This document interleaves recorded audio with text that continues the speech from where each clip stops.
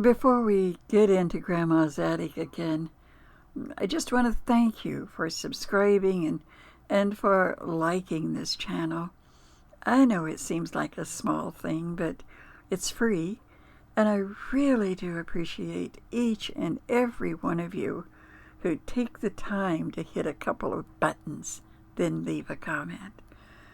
That it truly does mean the world. So, with that out of the way, now let's get back to the attic and let me show you what I came up with since the last time we were up here.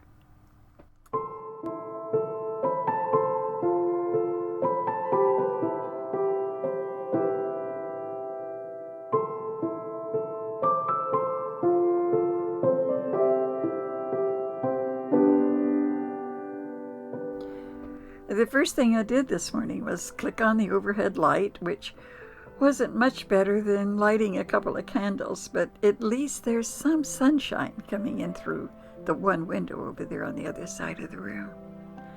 There's just so much to go through up here that it's hard to decide what to get into next and then make another decision about which of what I find I think you might be interested in. Well, this morning I decided to open up a couple of Grandma Dandy's old hat boxes. I don't even remember ever seeing her wear a hat. Maybe she did when they were in fashion, the 30s and I think even the 40s. Then again, the boxes might have been put up here by my mama or by one of Dandy's other girls. You really never know. Anyway, I found a really pretty hat box. It's round with pink stripes. And I really thought when I opened it up I was probably going to find something with fruit or flowers on it, like you've seen in old movies. But boy, was I in for an even bigger surprise. Now, I know I've mentioned before that, well, Dandy wasn't the soft and fluffy kind of grandmother so many people have, especially back in those times. She was, I think I've described her as more regal, but that's not really right. She wasn't snooty or, anything like that. She was more, I guess, reserved. And you know what? She had the prettiest smile I've ever seen on a human being. And you know why it was so pretty? It's because it was so sweet and it was so genuine. Because if she smiled, which I don't remember being too often, her eyes lit up and her cheeks, they just seemed to take on a glow as well. Remember my telling you how she baked bread that her girls and her one son sold door to door, morning till night during the summer and after school?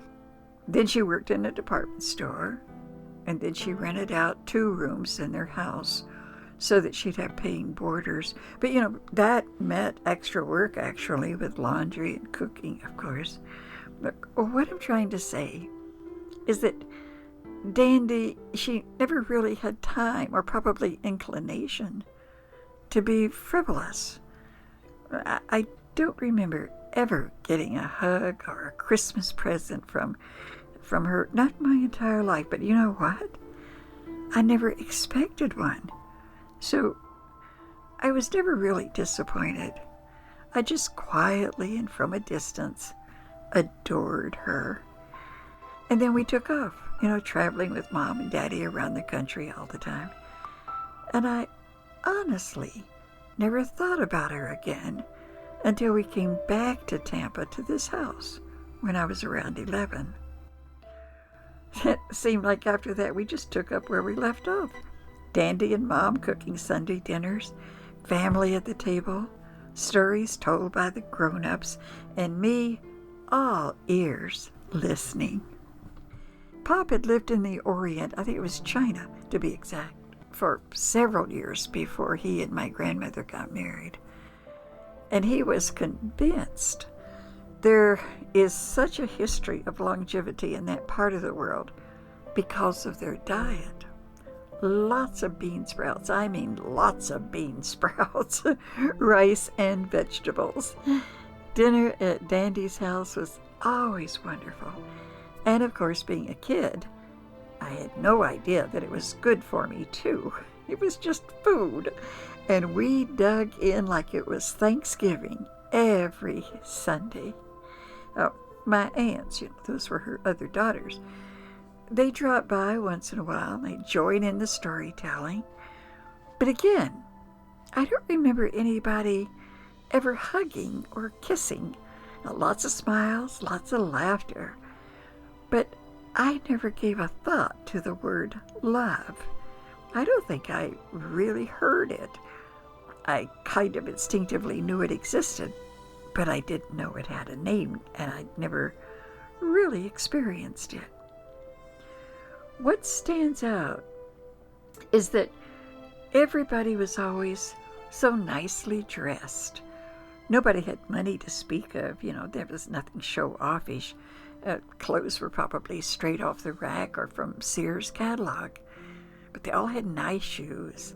And when I think back on those times, everything seems so clean.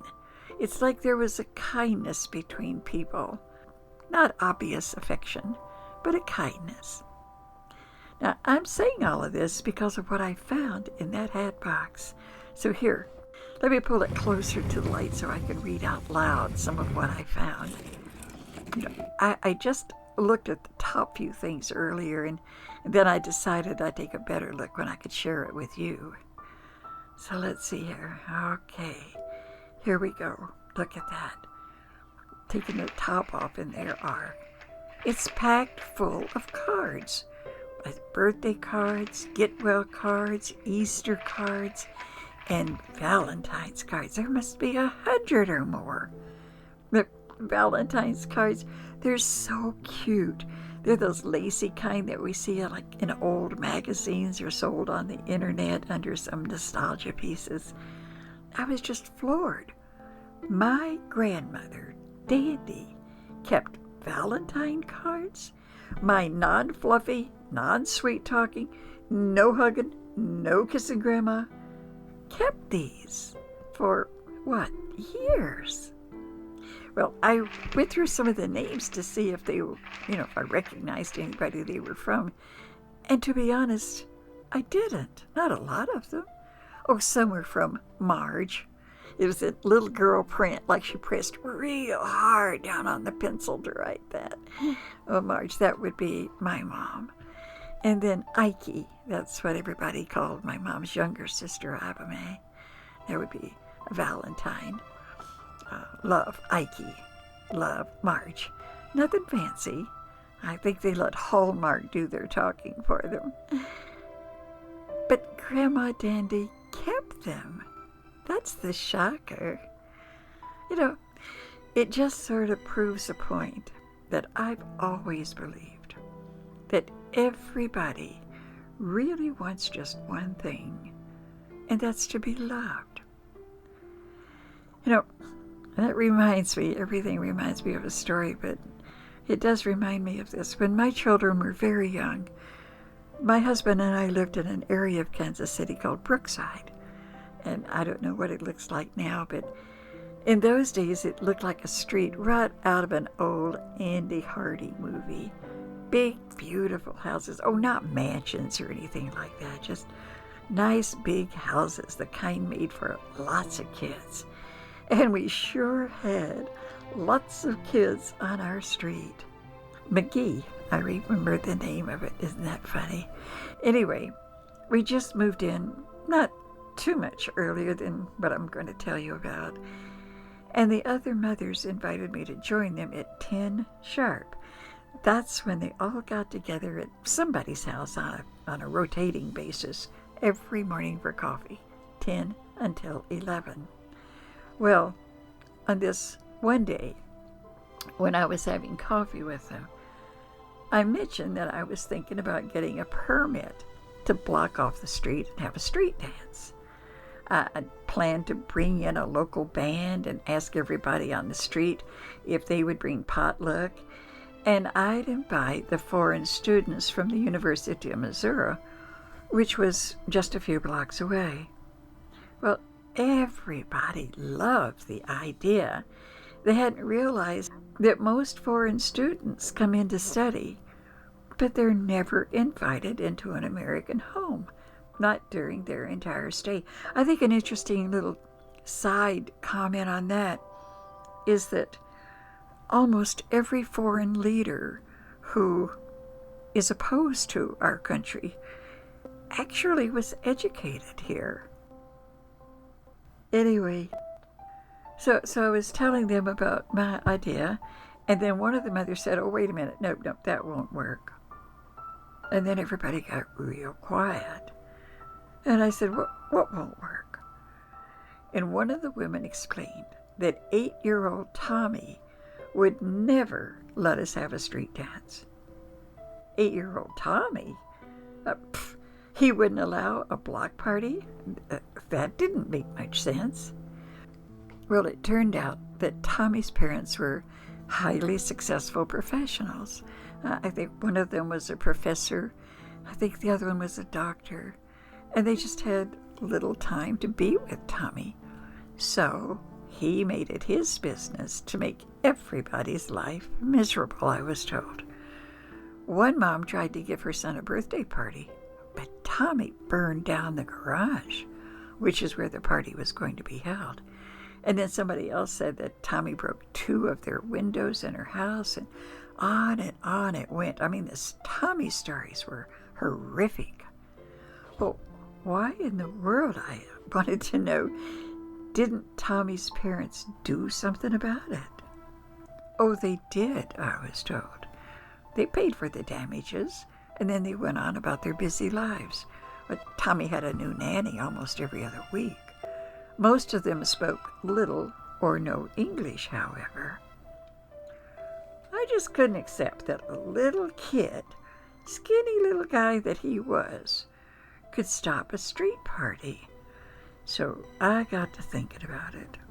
One day, I think just a couple of days later, I was on my way to the store for party supplies when Tommy appears right in front of my Volkswagen van.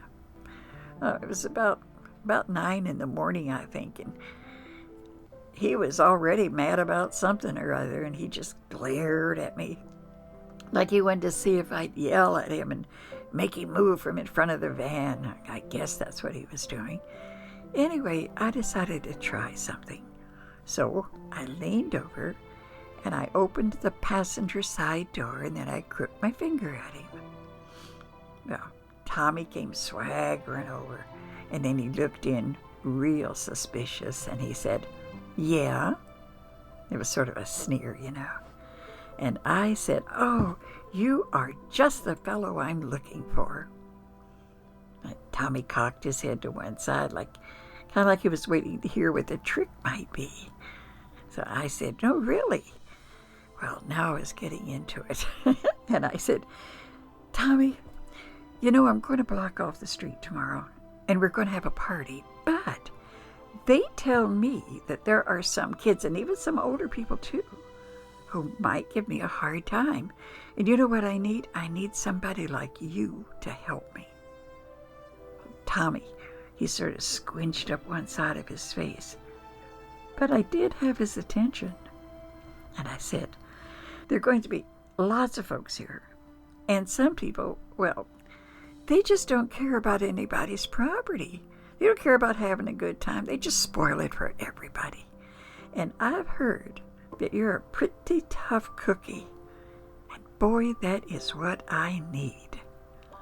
Well, I stopped and I took a deep breath, and then I said, "I need a sheriff to keep order. Do you think you could do that? Do you think you could get folks to put their trash in the trash cans and not cause problems?" And Tommy, he watched me for a long moment, and then he said, really serious, he said, "Yeah, I could do that." And I said, "You could? Oh my goodness. Oh, Tommy, that would just be wonderful. Look, I was just on my way to go buy a sheriff's badge, just in case I could find somebody to help me, And if you'll do this, you want to come along and get it yourself? Well, sure, he said proudly, and he swung himself up into the passenger seat. And when I asked if he needed to go tell his sitter that he was going, he said, "Nah, she's watching television. She don't care what I do anyway." There was an old-fashioned drugstore, kind of a landmark in that area, and it was just a couple of blocks away, over on Main Street in Brookside. And I was counting on them having a sheriff's badge in their toy department. Well, long story short, which is much too late for that, they had it. Tommy got it. I pinned it on his shirt. And I had myself the best helper anybody could ever ask for. Now, the next day at the street dance, there was Tommy, hair combed, clean jeans, scrawny little kid with a tin badge on his shirt, and he was telling people to pick up that paper napkin, put it there in the trash can, don't leave it there in the street, and pick up that soda pop can. You got that on that man's lawn. I'm telling you, Tommy could have given a lesson in community relations to Matt Dillon on Gunsmoke. I've often wondered what became of him. I hope he grew up to be a wonderful dad, giving his children what he missed most in life, just being told or shown that they're loved. But now, looking at this hat box filled with cards, I wish I'd known that side of Dandy. I wish I'd been wise enough to look for this side of her. But, well, she's gone now, and I guess that's about it. Just close up this box. Wait a minute. There's something else. What is this? There's something at the bottom of the hat box. I thought it was empty. Darn, it's so dark even here by the window. What in the world is this? Let me see. It's thin, round, wrapped in silver foil. No, that's tissue paper. Well, what's it holding, do you suppose? Whoops, there's a card that fell out. Huh, no signature. A satiny white card with a beautiful red heart. Very simple, very elegant. And inside where there's a place to write a message, there's something in here written. What looks like might be red ink. What in the world is it? Let me tip it up here toward the window. 1944. That's what's written in there. 1944. So, if I remove the tissue, oh my word. It's one of those old 12-inch 78 RPM records. You know, the kind they used, well, back in 1944. Wait a minute now. Just a minute now. When I found that little radio on a shelf the other day, there was something up there by it. I remember thinking at the time, I wondered if it was a phonograph player, but there really wasn't a reason to check it out. But now I wonder. Let me see if I can climb up on this chair here and scoot up on this box if it'll hold my weight. Yes, there it is. Yep, that's what it is, all right. Gee, I wonder if it still works. And will it play a 78? Let's see now. Let me get down here with this thing. The old radio's still plugged in. I'll just switch it out here. There. Now the phonograph's plugged in. Now to find if it'll play this size. And it does! Yay! It fits perfectly. Okay, hold your breath. Let's see. I can't make out the writing on the label. Can't make it out except for the name of the artist. Dinah Shore.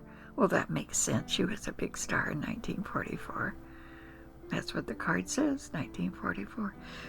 I wonder, did the sender of the card send this record to? I mean, maybe the card was just there now because it got accidentally stuffed in it, but who sent it? Are these all Dandy's things? Or are some of them maybe from the other kids and their things are just stored up here? Did Dandy send it to somebody and then somehow it ended back with her? I guess I'll never know. We'll never know why the record and this card were kept hidden away, wrapped so carefully and tucked in a hat box in the attic for all these years. Let's see.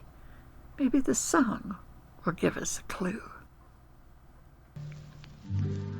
How much do I love you? I'll tell you no lie. How deep is the ocean? How high the sky? How many times a day do I think of you? How many roses are covered with dew? How far would I travel to be where you are? How far is the journey from here to a star? If I ever lost you, how much would I cry?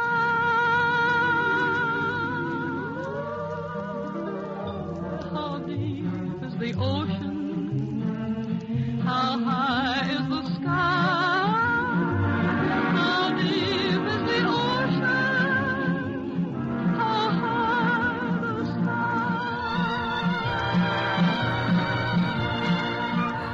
Well, I want to thank Fesliyan Studios as always for that beautiful theme called Lovers.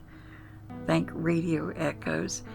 And thank you, of course, for taking time and caring enough to click on the subscribe and the like buttons. Maybe even invite your friends to join us here in Grandma's Attic. As for who sent who what, I guess we'll never know what the card and the record were all about. Maybe you have some ideas. Anyway, that's all for this time. So, till next time, God bless.